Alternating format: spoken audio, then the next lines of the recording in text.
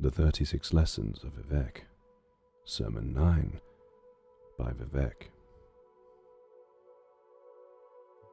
Then came the war with the northern men, where Vivec did guide the Hortator into swift and tricky union with the Dwemer. The greatest demon chieftains of the frigid west were those listed below, 5 in unholy number. Hoaga, the mouth of mud, who appeared as a great bearded king, had the powers of marshalling and breathing the earth. On the battlefields, this demon would often be seen on the sidelines, eating the soil voraciously.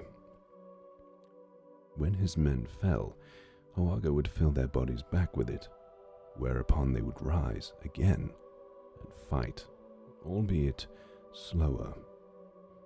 He had a secret name, Fenya, and destroyed 17 Chimeri villages and 2 Dwemeri strongholds before being turned away. Kemwa, the running hunger, who appeared as a mounted soldier with full helm, had the powers of heart roaring and sky sickening.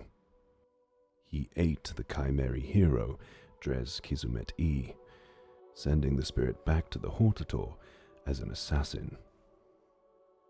Sometimes called First Blighter, Kemwa could give clouds stomach aches and turn the rain of Veloth into bile. He destroyed 6 Chimeri villages before he was slain by Vivec and the Hortator. Bag, the two-tongued, who appeared as a great bearded king, had the powers of surety and form change. His raiders were small in number, but ran amok in the west hinterlands, killing many Velothi trappers and scouts. He fell in a great debate with Vivec, for the warrior poet alone could understand the northern man's 2-layered speech, though Almsivi had to remain invisible during the argument. Barfok, Maid of the Plains, who appeared as a winged human with lick-encrusted spear, had the powers of Event Denouement.